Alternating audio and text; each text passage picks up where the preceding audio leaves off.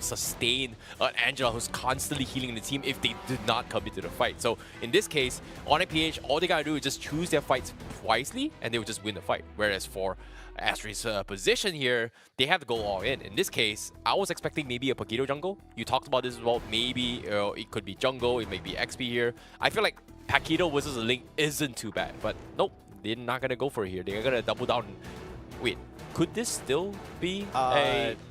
No, I don't right? see it. It's most likely XP Paquito. Yeah, it's most likely XP yeah. Paquito here. Yeah, Onic is just making some really smart choices, making sure that they have the Edith on their side just to be like a complete sandbag to the EXP side. It can force out waves. It still plays similarly to game number one. It's just not as much team fight ultimates. It's generally attack an opponent, pull back, and start peeling backwards as Asteris taking like full damage. They even get the Thamos as well. So now really strong side laners to guarantee that they can just walk into enemy jungle territory, right? And that's the big problem for Asteris right now. They need a support that's able to clear waves relatively fast and be there on time, bringing in reinforcements to affect these lanes. I think Grok is a really good pick here for the side of Asteris to be able to kind of manipulate the waves in their favor. I think this is good coming from Onic here. But like my question was like, who's gonna be the frontline tankiness, right? They've got Thamos, they've got Edith.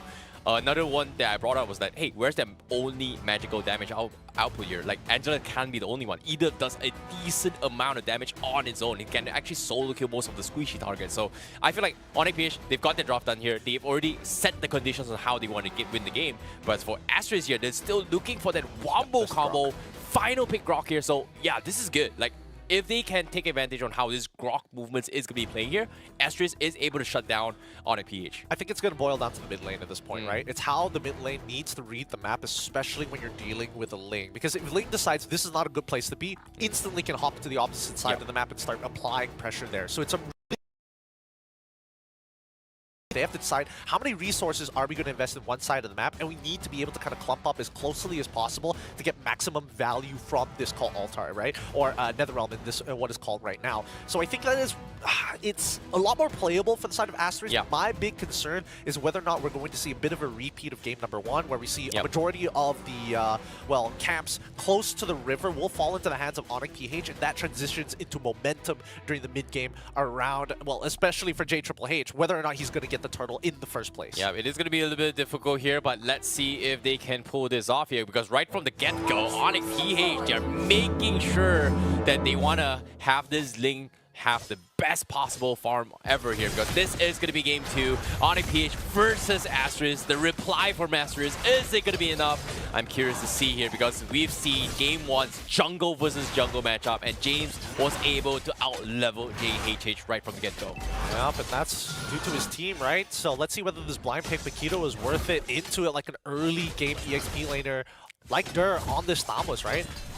FMM is able to, well, at the very least, identify which side of the map that James started on. But good kid, this is what he wanted, right? An isolated fight against True Hao. Yeah, at the same time, FFM, he's getting a lot of information here, but Asteris, do they have the tempo breaker? Because when we talk about tempo breaker, and that pretty much means that they need to find a way to stop James from securing his purple buff. But obviously, it's the first level here. We're not going to be expecting much here, but by the time the first turtle or second turtle comes in here, Asteris must have a solution on how to slow down this Link's farm. They're going to steal away camps. I think if they want to do that, it's going to come down to level 4. Where do they want to be on the map, right? And luckily, the turtle is spawning on the top side, so purple buff isn't too far away for Asteris to maybe keep control over. It was on the opposite side of the map, it could be a different story, right? But I think that luckily, things are working out. Now that Asteris has that decision, they're hovering around that area, expecting James to eventually come back, and that's when you see Onic recheck it, just to ensure that their battle lines are safe. Yeah, as of now, I think Asteris has definitely adapted a little bit better here. Game one, the opening here, we saw invades coming from James. This time, he just went for a mirror match up here, so it's not that great. It's not that bad that JHH is still equalizing with James, but Again, top side, they're going for the flicker play. Kiwi pulls Chovy in, but do they have the damage? No, they don't. They can't finish him off, so that's going to be major battle spells expended here. And now close to the 4 as well, so he's going to be getting his first Nether's Realm in this upcoming fight. So Onic PH, they have to rush this out, but no, guess what, Onic PH, it's okay. Take the turtle. I'm stealing your purple buff. Oh, that's fine. No. That's fine. They lose the turtle, but it's okay Get because out. as of now, Oh, they are going to commit to the fight. They even dropped the Nether Realm and they're dropping so low. They have the Link, Angela just giving so much sustains, and Kikidon was able to just bleed them all out. Asteris just lose too, like that. They lost so much there. They lost everything. Oh my goodness. They just got a turtle, but they ended up giving 2 kills over. I mean, they could have just dragged out, but there we go. Bear finally finding the kill that I was waiting. He ended up whiffing the knock-up strike earlier to peel away for JHH, and JH ends up dying because of that. At least he was able to find something back on the top side of the map. Yep, and now as of yet here, Kiwi looking for the pullback, but no follow-up coming in from Asteris. But Onic PH, they're just using the timings really well. They don't even need gems in this fight, but now it's gonna go for the fight. Wall charge comes in, connects on 2. He's gonna try and drag him up, extend the fight. But Tempo Split comes in. It's gonna go in and Bear. Oh, he almost caught James mid-air. He almost got the full combo off, but now Kikidon, he needs to run. He is gonna go down, and Bear will finish him off, and Asteris bites back. Nice! That's what we wanted to see from Bear. He leaves the lane early, and despite losing a bit of EXP, he's still ahead against Dur, which is exactly what we want to see. Okay, Bear, you know, doing he's not walking off. No, just can't. JHH, let's go for the dot. He's gonna go for it here as well. Combo comes in, not good enough. He is a little bit tanky, but again, Onic PH, they are leading in terms of economy right now. James, he cannot afford to die. They pop into Angela. Hard's got to kind of secure him. He wants to steal the purple buff. He is gonna steal it away. So no purple buff for JHH once again, and that means Asteris is gonna have a jungler a level behind. You know, each time we see Onic Philippines and Asteris scratch each other, Onic PH is the one coming out on top, right? Because again, it's not just about the neutral objective of the turtle that's giving Asterix an opportunity to stay in this game. It's the fact that Onic PH, their side laners, are doing very good. Like so far, Le Good Kid is having a full kill over Chu Hao, and even Chu Hao, he's nervous about this, right? He has to wait until he has some form of items before he can take that full 1v1 against Le Good Kid. Yep, Kikidon now in a little bit of trouble here. He's getting dragged in. He's dead. There's no way he gets. Wait, what? How? He's not dead? He was able to get Preble off a ton of times. He's got damage as well. And now they force the preemptive ultimate here from NetherRealm. They secure the turtle, but they don't get the kill in Kikidon. So it's a little bit of small win for Asteris, but the purple buff comes in. Where's the link? Okay, nowhere to be found. So JHH is able to secure it for a team, but James is here. He's going to drop onto his FFF. Kikidon misses the catch. And Asteris will be able to slow them off for now. Bear takes a little bit too much damage, so nice. They will disengage. This is good. JH was able to bail Bear out of a really tough situation. He lost the trade against Dur, and if he was stuck in that lane any longer, he probably would have died on the next minion wave. So now he gets to actually walk with the next minion wave, thanks to the help of his jungler. And this is the point of time where Onic PH, their leads isn't big enough to really impose their will onto Asteris for now.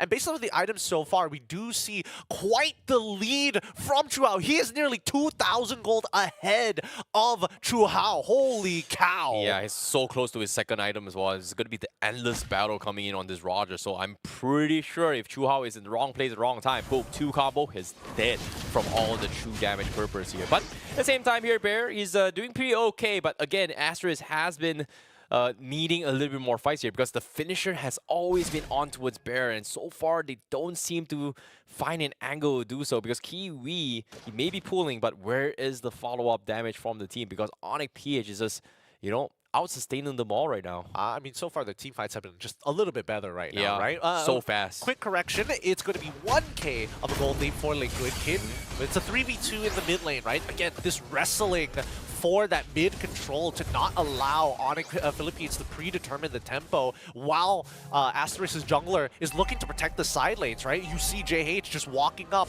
proxying these waves to allow True How to break tier 1. And this is allowing Onic PH to have that first move, but have an implanted sleeper to ensure that these rotations are slowed down so they can at least find some kind of profit for their laners who are suffering economically. Yeah, KK Dot now does saving out the primal form for a little bit more here. It doesn't want to go to two-match. Wall charge comes in, combo comes in.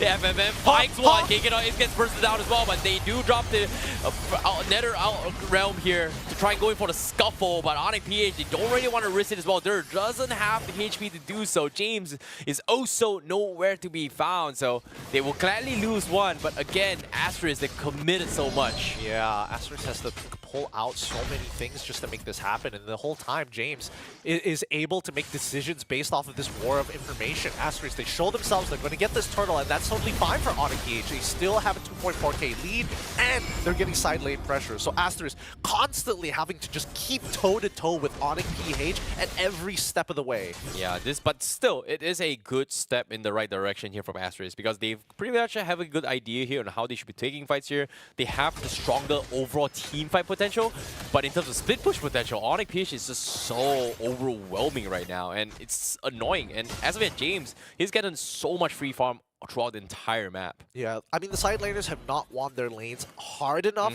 to get that sort of lead, right? To be able to kind of do whatever they want at this point. Like, Good Kitty probably needed to be at, like, at least 1.8k. Whoa. Okay, they're a little bit committed as well here, and JHH in a little bit of trouble here. They're dropping everything. NetherRealm comes some temporary alive here, but Chuo will be the first to fall. This Ling also getting taken out by Bear, so it is going to be a 1-for-2 exchange. Actually, 3-for-1 exchange, but somehow Asteris loses everyone. A double kill for Lay Good Kid, looking for another. He's gonna try to slowly pick apart FFM. He needs to get out. He cannot do so. And that's gonna be a triple kill for Lay Good Kid as Onic PH just wipes the floor with everyone right there. Kiwi with the NetherRealm.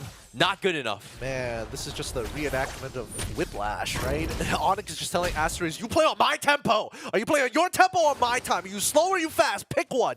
And Asteris, every single time they're playing off of the tempo of Onic PH, they get punished, right? Yeah. So this is what I'm talking about. Like, Asteris, they are, yes, they are still 3.3k behind, right? They used to be 2.4k behind. They lost 1,000 gold off of that one motion to deny that purple buff. Was it worth it? Probably not. And I think a lot of it just comes down to the micro, right? It's not even the macro decision making, because Asteris, that was their one opportunity to fight for tempo against Onic PH. No, He's I dead. was about to say this as well. He's setting up for Chu Hao, and even in the midst of the fight, they know for a fact that the win condition is gotta be the Natan. James was focusing in prior to this fight, and now Lay Good Kid gives him a one-tap slap, and Chu Hao just not able to do too much. Just so much damage on this Roger right now. Way too much damage, right?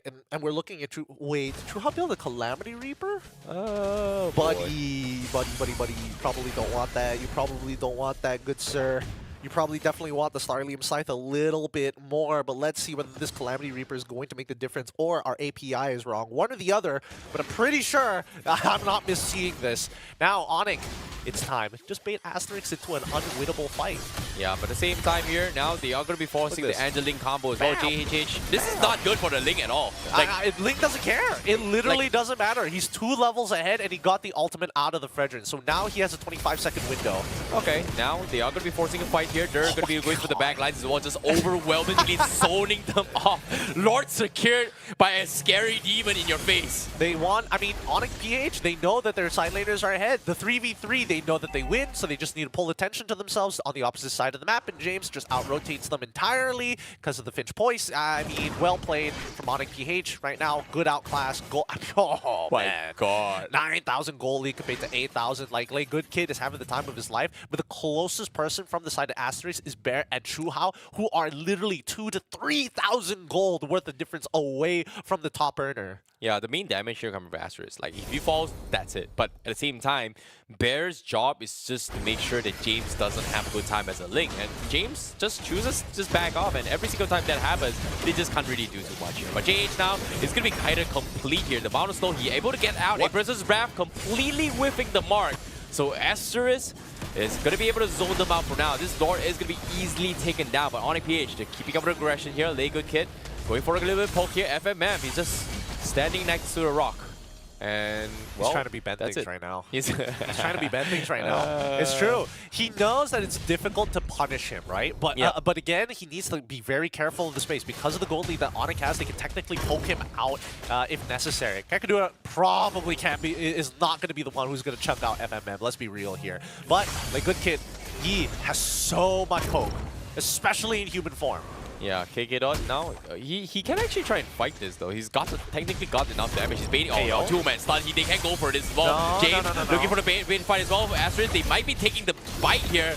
But they are going to be disengaged. JHH with the Asteris pop as well. But at the same time, here he comes. They bomb the Nether Realm. It's going to be a shish kebab. Free Tempest is playing to dive onto them. JHH will fall. There's Angelic just gets free hits after free hits.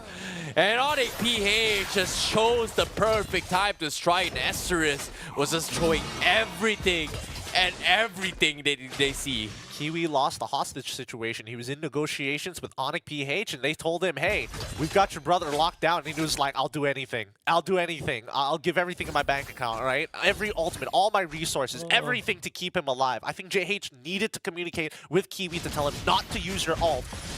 Oh boy, speaking of ulti here, Bear, he's taking a little bit too much damage. He's going to be bursted down with the crits coming from James. Tempest Flick comes in, FMM comes in. Kiwi forced the flicker out of there as well. This tier 2 slowly being chipped away, but it is not going to go down. Defense comes in from Asteris, but Onic PH gets a snipe down on Bear. Real question, who's got anti-heal from the side of Asterix? It looks like Paquito. Paquito's got anti-heal. JH doesn't have it. Chu Hao doesn't have it. FMM has Dominance Ice. Kiwi also has Nicholas and Durant. Okay, so they got some good coverage when it comes down to anti-heal at this point, so I'm not too worried about Chovy. But at the same time, like James, he's not missing a beat here. With his weakness finder, he's running down targets faster than they can even respond. I think right now it's just whether or not he's going to go for the Malefic Roar as his final item. Yeah, I don't think they can really do too much about the situation, considering the fact that right now, anti-heal or not, they still have more sustains compared to Asteris here. And in terms of damage output right now, they need more from Kiwi. Now Tempest Blade comes in, Lord is dropping a little bit low as well.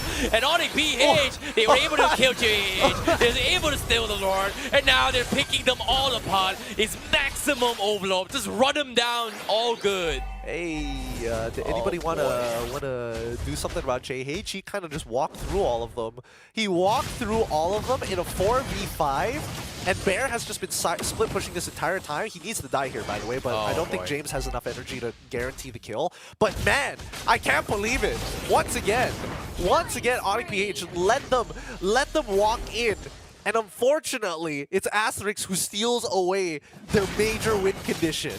Yeah, they were able to steal the Lord somehow. Like, it's just weird, considering the fact that it looks so much cooler from Onic PH. It's just like, hey, you know what? Let's not focus on the Lord. Let's just go for the team fight. And Asteris is like, well, we're not good with team fights. I can steal Lord and buy time. And Chu Hao, you got to do something for me. And with that steal coming from JHH, it does give them that small opportunity. But is this good enough? No, this is good enough because now it means that Chu Hao can actually scale into this game. They've guaranteed themselves 5 minutes into this game before the next wave. Hold on. Okay, JHH. They gotta be careful here. They can't be walking up. If they have to sacrifice outer tier turrets, they should just do so, right? Asterix just hit the 42k mark, so I would assume that Chu Hao is very close to his full build, if not already full build. Yeah, speaking of full builds right now, orange buff.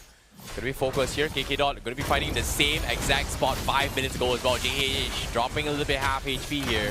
James also again waiting for the moment to strike. Appraiser's Wrath comes in. He's gonna chain CC all the way through. James, does he want to go for the finish as well? They're holding the Nether Realm hostage for now. They don't really want to be in the exact same position they are. I'm telling you, watching this game is watching a hostage situation go down, right? Both teams are negotiating for the best odds. And this time, Asterix, they remain strong, right? Kiwi, he didn't use his ult too early. And that's the big issue. If they use that Netherrealm too early, Onic can just wait it out. And if Asterix is too far away from their inhibitors, they have nothing to fall back to. They're going to get punished as soon as the temp HP times out. FMM opening up the map. He's gonna get chain CC. Lay good kid. He's got the damage, but He cannot afford to go for his. It's just not worth it. Even if he does get a like and pounce reset, there's immortality on FMM. It's just not worth his time. He's looking for Chu Hao, and Chu Hao has a lot of one-shot potential right now. Looking at his items, he's got Feather of Heaven. He's already got Calamity Reaper. He also has the Winter Truncheon in case it gets turned around, and the Holy Crystal to guarantee the damage. Yeah, this is going to be a little bit of an awkward situation for Asteris, considering the fact that right now, Laygood Kid, yes, quote unquote, this Roger does have a lot of damage. But the problem is, if he Lyco pounces into Asteris' face, you've got a wall charge coming, you've got a taunt coming from Frederick, you've got a combo from Bear to just maybe one-shots you, and the only way he kind of survives is that they burst anyone from Asteris quick enough for him to just, you know, kite them around. So as of now, all Asteris needs to do is just group up as 5 and they're good. I think Asteris, like, they want to group up as 5, but it's not going to be easy. Oh, well, they do get the group here, they're dropping everything, they're going for the 5 here. They are going to go in for the wall charge as well. They're looking for the disengage, but they get picked apart. Keikadon will be able to mow him down as well, but here comes the Angeling from the back lines. He's going to focus on Kiwi, and he are going to be able to kill him off as well. Bear gets to pick the pot, and now they're all scrambling to run away. Onic PH looking for more. FMM falls as well. He's got immortality, but it is going to be a wipeout for Onic PH. They get the wipeout, and Asteris just losing all their members. My God. How he got picked off there. He lost 60% of his HP to just Kenkadu prior to the Netherrealm. It wasn't even close. As soon as Ling gets involved, all the resources are over. Onic PH not even having to break a sweat here. Well, I don't know what that is, man. Like, Caster's Curse or not, but as soon as they grip up, instantly gets dived on for Onic PH. It's just so very unfortunate that they tried to make an attempt on Laygood Kid, but they just can't kill him off. The sustains from this Angela a little bit too difficult to handle. So props